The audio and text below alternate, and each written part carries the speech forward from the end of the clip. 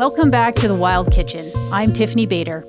Now, if you've ever had an interest in fermentation, I'm sure you've heard of today's guest, Sandor Katz. Now, early in my career as a chef, I picked up his book, Wild Fermentation, in 2003, and it completely changed the way I approach the subject.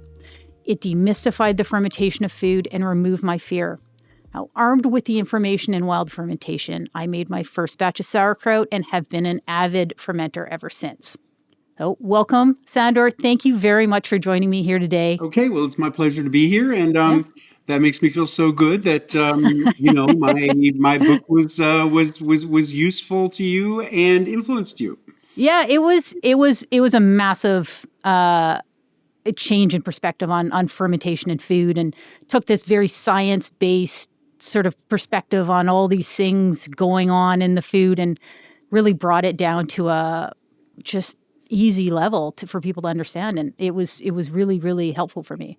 Well, I think that this is a really interesting aspect of people's perception of fermentation. I mean, certainly, the science of microbiology has, given us a much clearer understanding of what's happening during fermentation. And, personally, I'm really grateful to have, this scientific insight into what's happening during the process of fermentation. But the hilarious thing to me is, the idea that like people project, upon fermentation, that it's highly technical, that it's potentially dangerous, that you need very specialized knowledge or equipment, when, in fact, fermentation is ancient, and our ancestors in every part of the world, figured out the fermentation practices that we're doing now. Like nobody's really invented any new fermentation processes since the time of microbiology. So you don't need to be a microbiologist to have a microscope, to have a laboratory. Most fermentation is really simple and straightforward, and people have been doing it for longer than we've been recording history in, just the simplest of kitchens. Yeah, it's funny. I think I saw a clip of you on social media recently, and you were at a farm market or fair or something, and you're like, just, like take sauerkraut and you chop it up and you add salt and you squish it down in a jar. And it's like, it's for so many people, I mean, it should be that simple, right? Like, obviously work clean and wash your hands and use a clean crock to put it in. But really, we're just talking about taking vegetables, squishing them up with some salt in a lot of cases, and just letting the work, do itself all on its own without our interaction. Well, and that's where this like projection comes in, because in reality, something like making sauerkraut is like incredibly simple. Like you shred vegetables, you salt them, the salt draws juice out of them. You can speed up that process by pounding or squeezing the vegetables a little bit. Once they're juicy, you just pack them into a jar or a crock or a bucket or whatever you're using as a vessel. And it just like, it couldn't be simpler. And yet, because we've all been sort of taught to have this fear of bacteria, people imagine that there's some secret to it. And if you don't do everything precisely right, then, maybe you'll get some dangerous bacteria growing. And, ultimately the anxiety is like, how can I be sure this is going to, be good bacteria and not some dangerous bacteria that might make me sick or even kill somebody? And so like, many, many people are like projecting all of this generalized anxiety about bacteria onto the idea of fermentation, when in fact, fermentation makes food safer. When you shred the vegetables, get them juicy, get them submerged, give them, a handful of days to ferment, they become more acidic. And if you happen to have some cells of Salmonella, E. coli, other organisms that could potentially make you sick and are sometimes found on raw vegetables, basically the vegetables get safer than they are raw after you ferment them. Because acidity kills most of the organisms that we would associate with illness or food poisoning. Yeah, I find it really funny. I mean, as a North American, do you see North America as a particularly sort of backwards view on trusting our senses and and that whole fermentation process and seeing that as a safe way to preserve food? Well, I don't think the U.S. is unique in that regard. I mean, but I mean, certainly like that's very widespread, and there are a lot of people around the world, in different places, not just in the U.S., who have this real anxiety about this. And yet, simultaneously, like in many different parts of the world, you also have people who have just been like sort of are recipients of continuous traditions. And so, like, but many of these traditions are alive, and people who are like learning from their mother, learning from their grandmother, how to do something that people have just been doing, within the family as a annual ritual of food preservation. So we have to be able to hold these things simultaneously. That there are sort of living traditions that are continuing uninterrupted, and there's all kinds of people who have been completely severed from these traditions and are trying to find their way back. And then, of course, there's plenty of people who have no interest at all.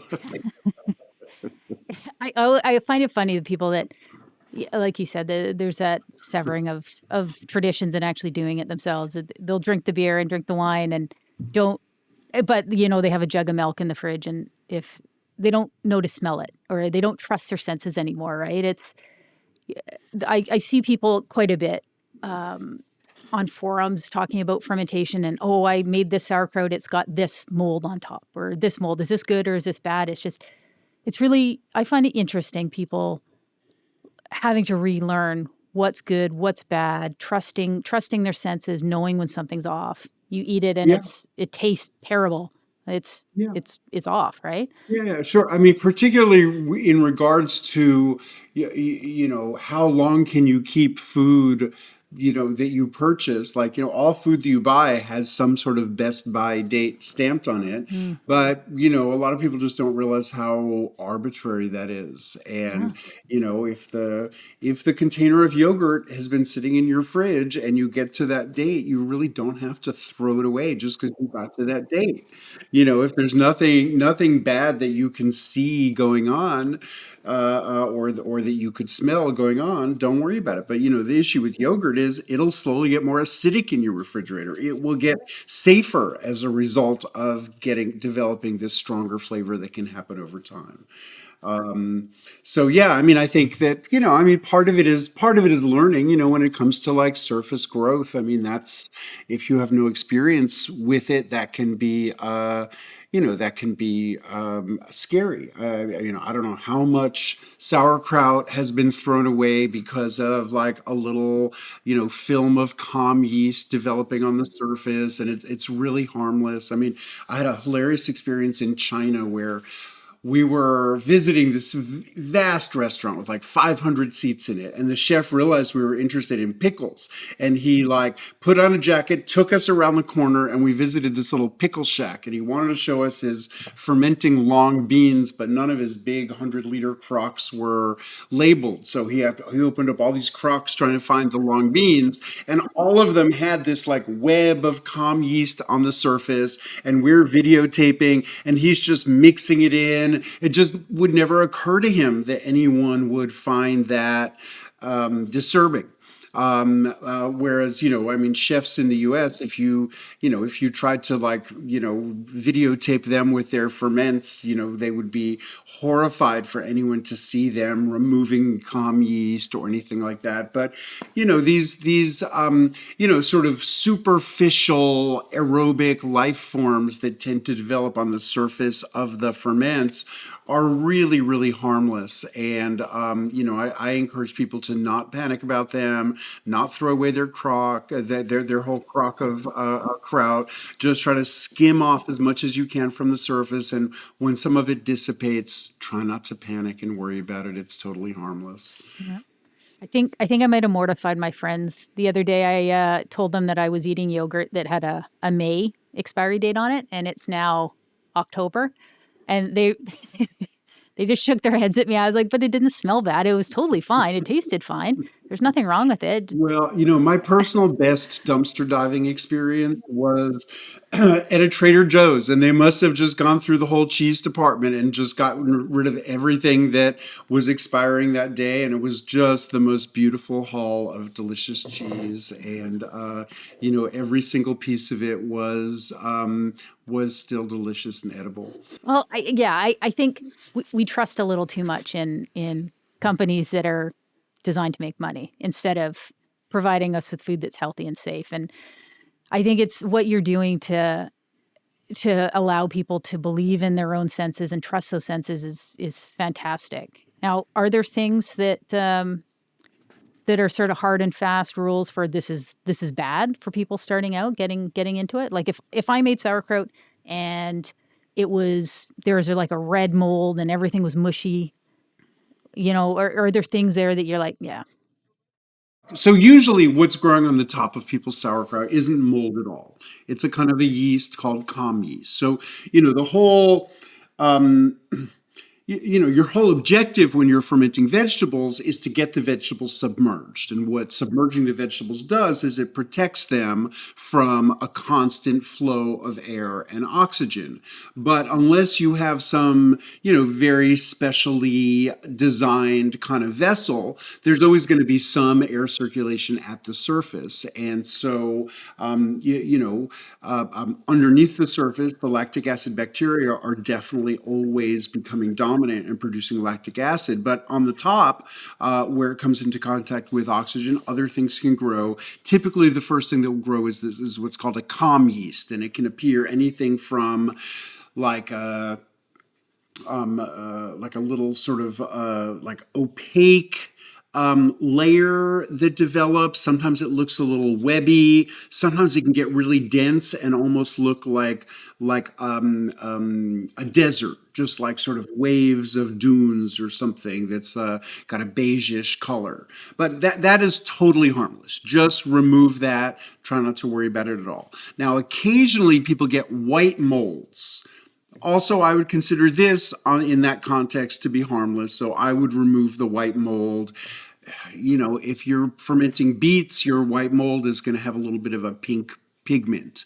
But anything that's monochromatic, like a white mold, or if you fail to remove it and it matures, it'll get a little gray and darker patches. I remove that.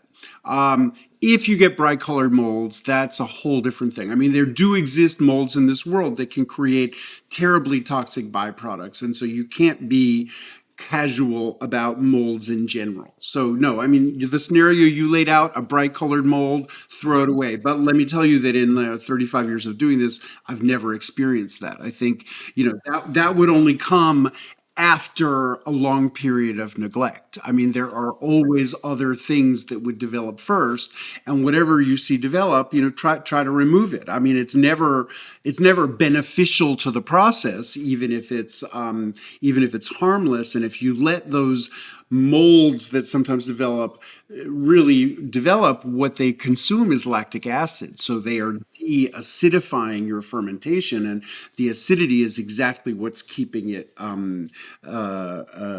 safe. So, you want to remove mold if you see it, as long as it's in that monochromatic range. Try not to panic about it. And, in the, rare case that you might end up with some bright colored mold, then just throw the whole thing away. The much more likely problem, like the worst problems that I've had with fermenting vegetables, is when you fail to adequately protect it from flies. And then some fly lands in it, lays its eggs, and then when you go to like dig out your sauerkraut, you have little like wormy maggots crawling out. So you got to really, really protect them from flies. And, back in the early days, like if you have an early edition of wild fermentation, I might have been showing people just like draping a cloth over the top. Now I always use a string, and I'll always just secure it, make it tight so nothing can fly under there and get in there. So do you prefer that, like the sort of gentle draping of cloth and then securing it down, or just screwing down a lid over like airlocks It or just depends yeah? what size vessel I'm using. So okay, like here's a jar of long beans. These are fermented long beans. I just did them in the jar like this with the lid on. I do a little bit of like manually loosening it to release pressure in the early days of the fermentation, which is when you get the most carbon dioxide production and the most pressure building up. This is a batch of kimchi that's in a gallon-sized jar.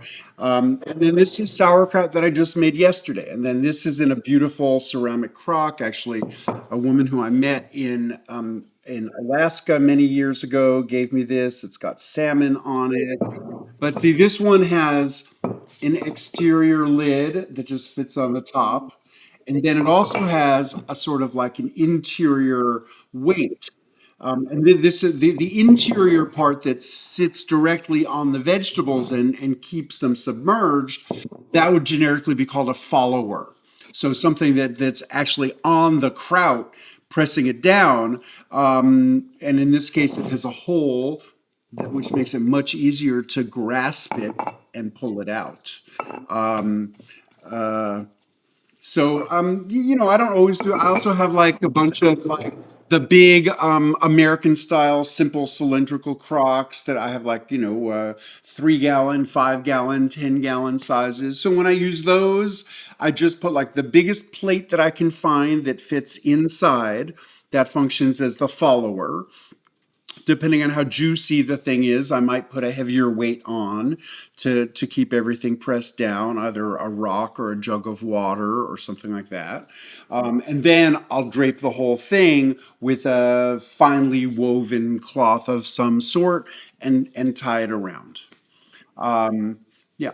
Is it better to try to utilize the juices in the vegetables, or like are you better off doing that or adding brine if you don't have enough liquid? Well, I mean, so it depends. It depends. I mean, I would say when you're working with fresh vegetables and you're shredding them to create lots of surface area in the sauerkraut style, I there's no need to add vegetables to add water. Like if the veggies have been sitting, in refrigerated warehouse for months and months, it might be drier. There might be, I mean, add water if you need to, but in something like kraut, adding more water is doing exactly one thing, which is diluting flavor.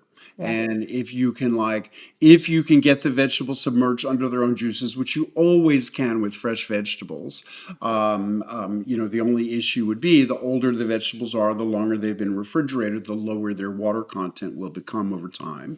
So yes, if you can't get the water out of the vegetables, then you need to add water. Then something like the long beans, I mean, if I wanted to chop these into tiny pieces, I could pull juice out of them, but anything you want to leave whole, whether it's long beans or cucumbers, you can't pull the juice out of like a whole vegetable generally. So then I would always mix a brine, but because the brine dilutes the flavor of the vegetables, I'll always add seasonings in. So this has like chilies and it has lots of garlic. So anytime I'm adding a brine in, I'm adding lots of seasonings. And then, kimchi I generally do as a hybrid process where I brine my cabbage first. Sometimes I do it with a whole Napa cabbage head, or if I chop it up. Either way, I'll soak it in a strong brine solution first for roughly 24 hours. And then I'll drain away that brine solution and I'll mix a spice paste. Usually, my spice paste begins with rice flour and water, and I cook them into a actual paste. Mhm. And then I'll add my dried chili powder to that, and I'll add my minced garlic to that, and I'll add some ginger to that. And if I'm adding fish sauce, I'll add fish sauce to that, and then I'll mix that with the drained vegetables. So you're brining the vegetables, but you're going to discard most of that water, but it helps crisp the vegetables up a little bit. It maybe draws a little bit of the bitterness of the cruciferous vegetables out. And then you proceed with this other paste. If there was one message I would leave you and the people like listening to your podcast with, it's that there's no singular way to ferment vegetables. There's just a lot of different traditions that have developed in different places, depending on what kinds of vegetables are plentiful. And you can ferment vegetables in a brine. You can ferment vegetables with dry salting. That's the generic name for the sauerkraut method.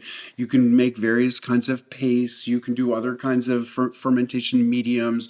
You can do perpetual brine. I make these Chinese style pickled vegetables that I learned how to make in Sichuan province, called pao tsai, and I basically make a spiced brine, and then I just keep on pickling more vegetables in it and taking them out and adding more vegetables. Then over time, I have to add more salt, add more ginger, add more black cardamom, add more Sichuan peppercorns, the kinds of seasonings that are in it. But there's not one way of doing it. There's a lot of different ways, and here I'm just going to plug my most recent book. The recipe for This one right here. but this is Fermentation Journeys, Yeah. and it has information about fermentation processes that I've been learning about in my travels. Yeah. Yeah. Yeah, it's funny you bring up this book because I brought it in. I have all your books, but I brought in this one because I have somewhat an embarrassing story. And I'm going to say it anyway because who cares?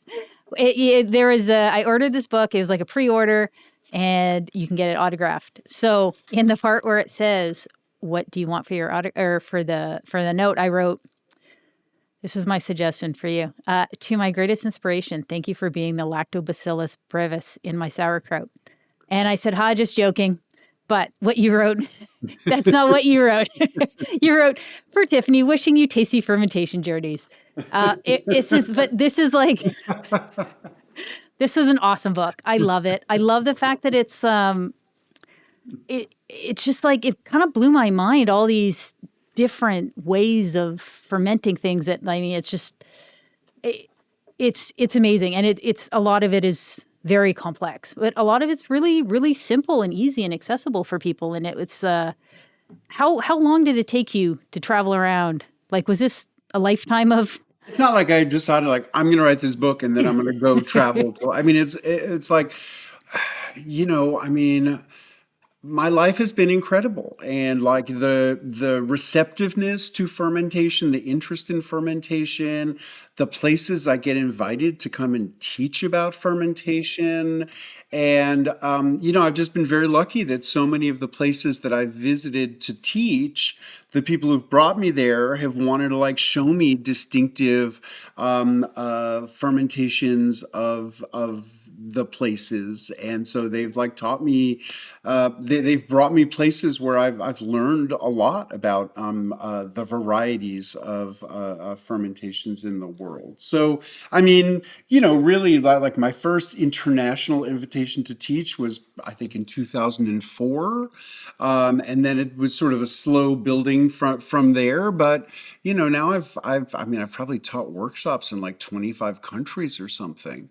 And then, very often I've had hosts who have wanted to like, introduce me to something new or, bring me to meet producers of, some particular kind of food. So, it was many years in the building, and I've sort of had in mind that I would do a book like this eventually.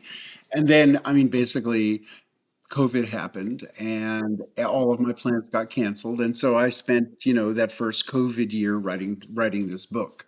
But it was all based on experiences that I had already had. It's funny too. You mention people you've met and places you've taught. I was speaking with Dorina Allen last week, and she made me promise. I told her I was going to be talking to you. She made me promise that I would say hello from her, and she wants you to come over and visit her again soon. Okay, well, Bali Malu, that's a very special place, Bali Malu, and I have run into Dorina Allen in like the most far flung places. I think of Dorina Allen a little bit like Where's Waldo. And she's a pretty amazing lady. Oh, that's funny. Yeah, she's like, you have to. I promise me, you will say hello to Sandor. I was like, I Okay, promise, well, I'll say hello. hi back at you, Dorina. Yeah, that's funny. Oh my gosh. So next project. Or do you have another book in the works? Are you? I mean, I actually wrote another book that is in production right now. It's supposed to come out sometime like early next year. And it is called Fermentation: A Natural History. And it's for a different publisher. It's called Timber Press, and Timber Press is using my book, Fermentation: A Natural History, to launch a series of topical natural history books. So it's not really how to cook anything, Hmm. but it's trying to sort of explain, to generalists, from what is fermentation, why is it practiced everywhere, what does it illuminate about the natural world? Wow, that's exciting. Yeah. Yeah, So that's cool. so that's in production and coming out, and I'm continuing to teach, and I'm continuing to ferment. Here, I'm going to show you a project that I just started the other day. This is chestnut shio-koji. So, okay, chestnuts. I mean, it happens that outside of my house are three mature chestnut trees. So I just have like more chestnuts than I know what to do with. And since I've been living here, I've really, been trying to, explore what I can do with them. So one of the things I do is I grow koji. Koji is the Japanese name for this mold, Aspergillus oryzae, that's really important in fermentation processes all across Asia. I mean, koji is the Japanese name for it. It's chu in Chinese. There's different names in different traditions, but shio-koji just means salt koji. So this is the fungus grown on chestnuts, which is like a 2-day process. And then I basically put the moldy pieces of chestnut in a blender with an equal amount of water. So this was like just over 3 kilos of chestnuts, and so I did just over 3 liters of water. I blended them up with water, and based on the combined weight, 5% salt, and then I ferment this for about 10 days at ambient temperatures, and then I use this as like a marinade. Like shio koji is an amazing marinade because what's powerful about koji, the reason, koji is the engine of foods from sake to soy sauce to mirin to miso, is because it has all these enzymes, and it has amylase enzymes that can break down complex carbohydrates into simple sugars and make food sweeter. It has protease enzymes that can break down proteins into amino acids, and that makes foods richer and more flavorful. I mean, really, it's certain amino acids that give rise to the flavor we call umami. The Japanese language calls umami, but it really just makes things more savory and toothsome and richly delicious. And then there's also lipase enzymes that break down fats into fatty acids. So, whatever you coat with this marinade and leave for a few hours becomes more flavorful. And then, of course, the marinade has its own delicious flavor. So you can also just use it as a seasoning, but its real power is as a marinade because it has all these enzymes that, given a little bit of time, will just really make the flavor of food so much richer. Wow. No, so could you do that with any sort of starchy grain or nut or Yeah, seed sure, or yeah? sure. I mean, I mean, as it's turning out, you can grow koji on almost anything. I mean, Oh, right. the tradition of it in Japan is you grow it on rice, you grow it on soybeans, you grow it on barley. In the Japanese tradition, there's a limited range of substrates that you would grow this on. Once you go beyond Japan, there's some other ones. I mean, in China, they grow a fungus on broad beans like fava beans for dobanjang. But as chefs have been experimenting, I mean, it turns out, I mean, I can't recommend this book highly enough. Koji Alchemy, but they've really exploded the world of koji, and they're growing koji on popcorn, on pork chops, on chickens. You can grow koji on almost anything. Now, I mean, growing koji is a little bit technical. Like this would be an example of a ferment that's a little bit more technically demanding. But the only demanding part really is that you have to figure out how to maintain a heat of between 80 and 90 degrees for about 48 hours. So I basically have a defunct refrigerator that somebody was throwing away, and I have an incandescent light bulb on the bottom as my source of heat. And then, I bought like a $50 piece of hardware that I plug the light bulb into that has a sensor, and it turns the light bulb on and off. So I usually set it for 85 degrees Fahrenheit, and whenever the temperature is lower than that, it turns the light bulb on until it reaches that temperature, and it turns the light bulb off. I mean, it's very simple technology that, I kind of improvised. I've heard of people using their oven with the illuminating light is sometimes just all the heat you need. I've seen people like put a little space heater in their guest bedroom and heat up their bedroom to 80 degrees and do it in there. I mean, just like it doesn't have to be this huge and scary thing. Like people do it in very improvisational ways. Yeah, no, that's ingenious. I've got sort of a opposite setup for sausages for curing to make it colder in an old freezer. And I mean, curing meats or curing cheeses, I mean, they require a lower temperature, like around an earth temperature, rather than an elevated temperature. But sort of same idea. Like with a thermometer and a little bit of like basic technology, it's really not rocket science to create a different temperature zone in your kitchen. Are you using mostly low tech stuff, or do you have like I look at like Noma, place like that where they're so high tech and they're managing everything by the exact degree. I mean, it's great if you have that, but yeah, I mean, actually, right now you can see that little Instapot right yeah. behind me. So that I'm trying to, I have some chestnuts in there, Oh, okay, but I'm trying the blackening process. okay. And so people often imagine that blackened garlic Hmm. is a fermentation. It's not really. I would call it an enzymatic transformation, but it involves basically like keeping the garlic sealed because you don't want it to dry out, but sealed garlic, keeping it about 140 degrees Fahrenheit for a month or longer.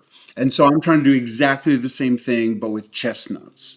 And so I vacuum sealed some chestnuts in a vacuum sealed bag, and they've been for like a month now in the Instapot.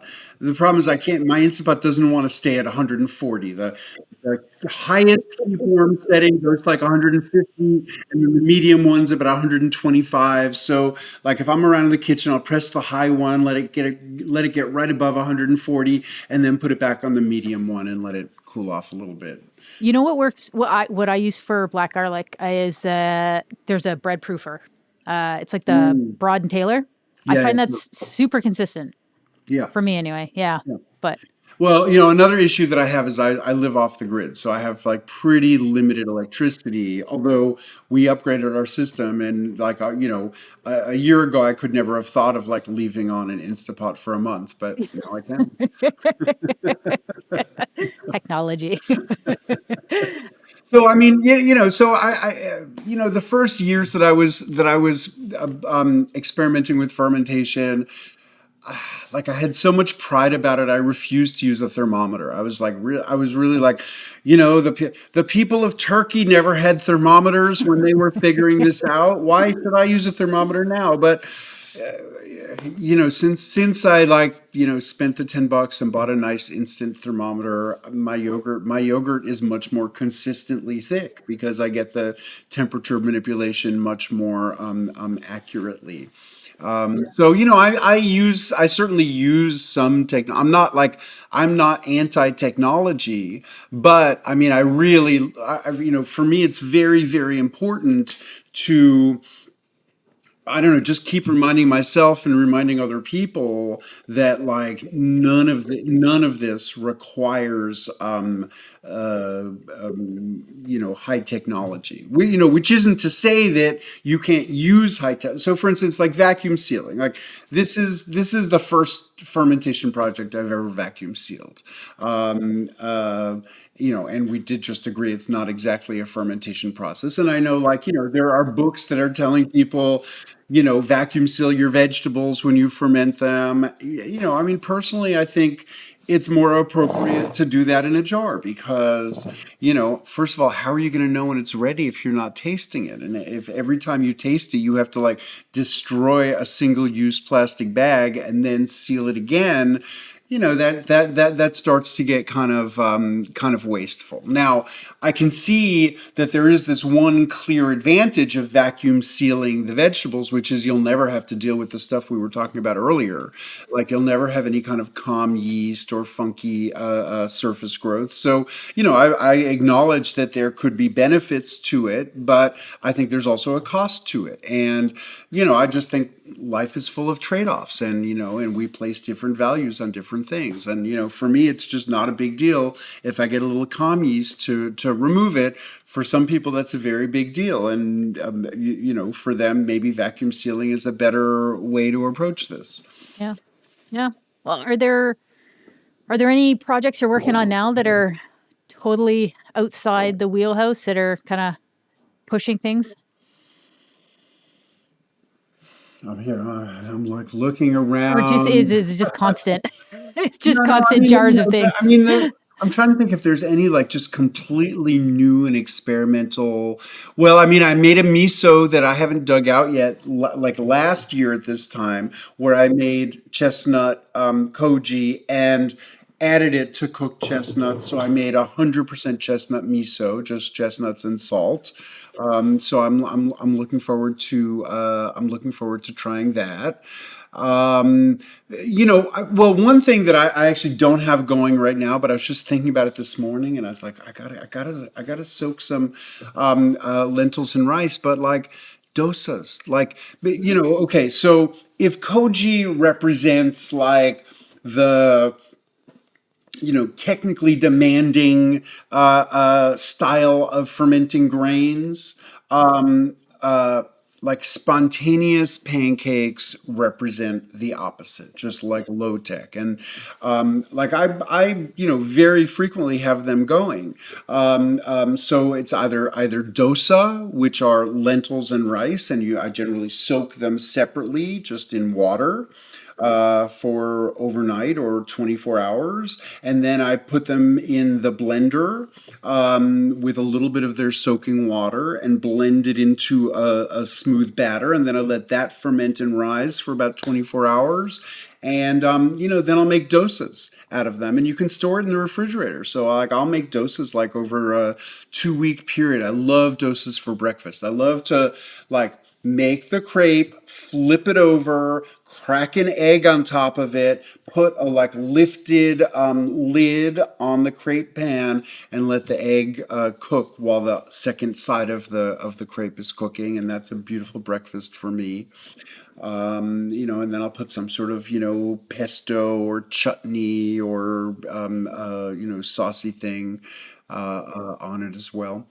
But I also do this with buckwheat. I also do this with mung beans. So it's a pretty easy pattern where like you soak the grain and or the bean, then you put it in a blender and make a batter, and then you make some kind of pancakes out of them. With the mung beans, I usually make like scallion or other kinds of vegetable pancakes, where I'll saute the scallion or the other vegetables first, and then I'll put the batter on top of that and incorporate them into the pancake. But I mean, it's just such an easy thing for me to keep around. Like, it takes a few minutes to make it in the first place, but then like for a week, I can have like an easy meal that I can prepare at any time. It just gets better as it ferments longer, or is it pretty stable? Yeah, well, I mean, I don't leave it out for 2 weeks. I mean, I'll leave it out for maybe a couple of days, and then I move it to the refrigerator. Yeah. Okay. Amazing. Um, any other big projects coming up that we should know about? Well, I mean, my focus really has been fermentation education. So yeah, I'm going to Montana in a couple of weeks to the Bacteria Bazaar in Hamilton, Montana, and I'll be teaching some fermentation workshops there. I have a vegetable harvesting extravaganza weekend here in Tennessee, where we're going to go to my friend's farm and fill up a pickup truck with vegetables on day one, and then day two, we're just gonna like just chop hundreds of pounds of vegetables and make a bunch of kimchi, a bunch of kraut. We'll start making takwon, which is a Japanese style of fermented daikon. So I mean, I'm also doing kind of ongoing teaching Yeah. education about fermentation. I mean, there's a real hunger for information about fermentation, as Yeah. you touched on at the beginning. Like people don't know what to be afraid of. And so I don't know what, I mean, I really think of my role as being, trying to, demystify this process, which on the one hand is so common that it's part of everybody's life, Hmm. but on the other hand is so mysterious that many people like just don't understand what's happening, or what it is that makes it so safe. So mostly I'm just trying to like help people, help make it more approachable for people. Is that why you spend so much time? I find that you more than like anyone, it seems, spend a lot of time traveling around, doing workshops, meeting with people, face to face interactions with people.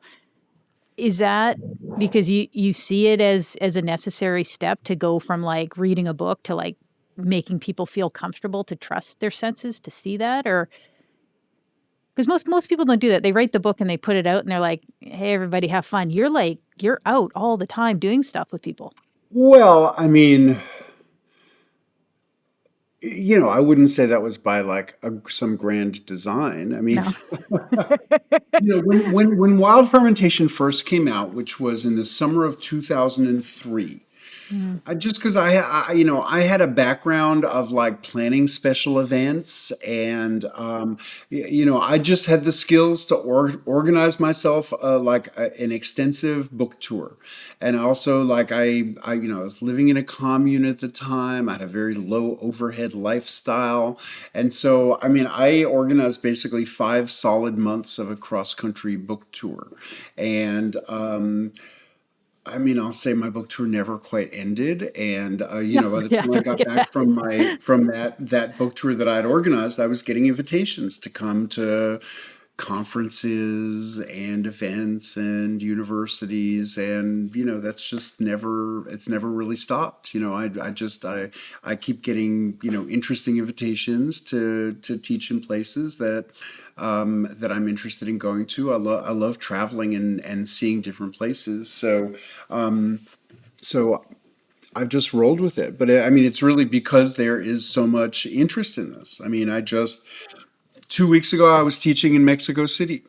and I had, just a great group of people. But what really struck me is like the intensity of their interest. Like it was people who, like you said, like there's only so much you get from reading a book, and they wanted a more like hands-on experience. And I don't, I mean, I like being home too. I don't like traveling all the time, but I enjoyed traveling enough that, for me, it's been mostly just like great opportunities to, share what I have to share in so many different, locations. Yeah.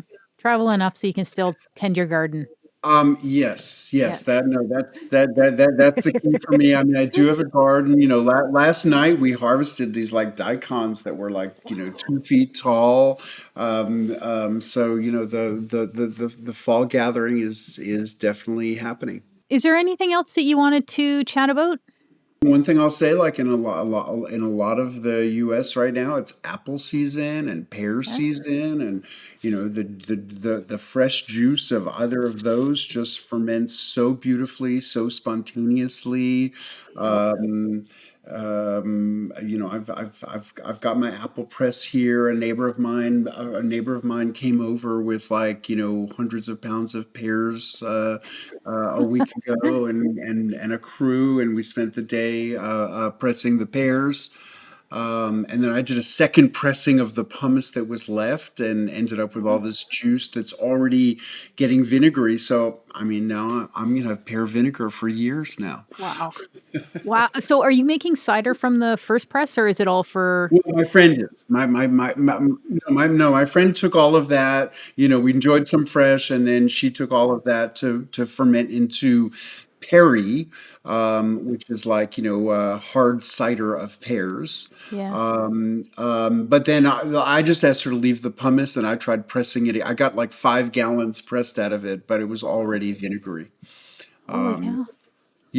I mean, actually, the better way to like the ideal way to press apples or pears would be to grind them, Hmm. give them about 24 hours. The oxidation that happens will really enable you to press much more out. But of course, often people are on a schedule and they're just like, okay, I have the pairs, I have the people, I have the day, let's get it done. And they don't want to like do one half of the process one day and then come back and do the other half the next day. This illustrates like the sort of classic thing with fermentation, like things take time. And for people living in our like fast-paced immediate gratification time, sometimes it's inconceivable that like your food would take you know 8 hours, 2 days, 4 weeks, 18 months. But fermentation is all about elapsed time, and it can happen at different scales like that. But it does take time, and generally the processes that try to rush it result in products of diminished quality. Yeah. Yeah. No, absolutely. My husband and I made a apple cider years ago, and we were inexperienced, but it was fun. And a couple years later, when we let it go for quite a while, and a couple years later when we tried it, we just expected like apple cider that you get from the store, and had one small bottle, and like you could barely, like we were absolutely hammered at that one bottle. The amount of alcohol in that was just Okay, wow. it was incredible. But yeah, we figured we'd go the wild yeast option and just see where it went, and it was an experience. Very, very good, but it Okay. was, yeah, Well, I you like never to know. point out to people, like, I mean, of course, the packet of yeast is totally an option, whether you're Mhm. making bread or you're making wine or you're making beer or you're making cider. But there was no packet of yeast until the 20th century. Yeah. Like that's a huge, like yeast is everywhere. Yeast is on every apple, it's on every grape, it's on every pear, Mhm. it's on every stalk of wheat or rye. But yeast as a separate thing only came into existence at the very end of the 19th century, and really only became widely available in the 20th century. So, I mean, no shame for using yeast with anything, but we're I have an obsession with just like understanding like how are the foods that we like to eat and the things we like to drink made from the raw products of nature and agriculture. Mm. And, the things that require yeast until the 20th century, people had to like get them from the food in some way, like cultivate their development in the food. And, yeast really just was not a separate thing until very recently. And all of the starter cultures are a very, new idea.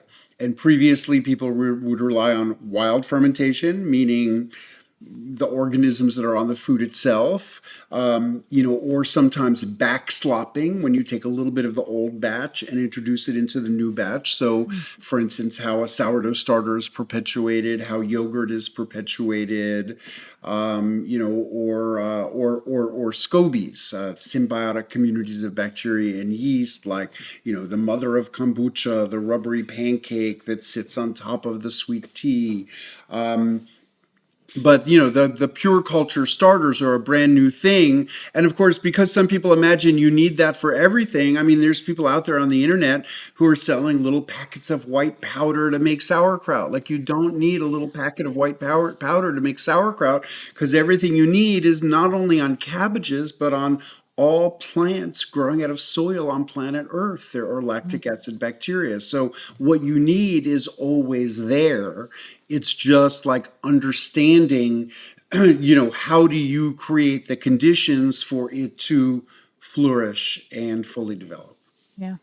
Yeah. Well, I think you've done a massive amount to help everyone figure that out and not rely on those little packages from Amazon with the white powder in it so they can make their sourdough. So thank you very, very much for that. And personally, thank you very much for helping me go on my journey of fermentation. It's putting along nicely, not done yet, but yeah. And thank you for sitting down today. I really appreciate you taking time Okay, and well, chatting with us. it's my pleasure. So happy to be with you, and Yeah. glad you have a copy of my new book. And let me just plug my website, Yes. wildfermentation.com. So, like the workshops I do are all on there. Information about my books are on there. I have a slew of other books here. This is Wild Fermentation. This is the first one. This is the most famous one, The Art of Fermentation. This is the newest one. Then I also have this one, The Revolution Will Not Be Microwaved, Inside America's Underground Food Movements. This is about grassroots movements to reclaim food in different ways. And then this one is called Fermentation as Metaphor. And this is more like, reflections on the meaning of fermentation. Amazing. Well, I'm going to put links to where's the best place? Do you want links to your website to so they can buy the books from there, or I mean, what do put you the link prefer? to my website and they can find out about the books. I Okay. realize people buy books in all kinds of places. I don't want to judge. One of the biggest places that people get them from, I try to stay away from. Okay. Um, Yeah, no, that's why I ask. Most people are not big fans of that large company, so I wanna try to direct people to you. So I'll make sure all those links are there so people can find out more about you, and really look forward to the new stuff coming out from you. okay. Thank you very much. Well, great. Thank Okay. you, Tiffany.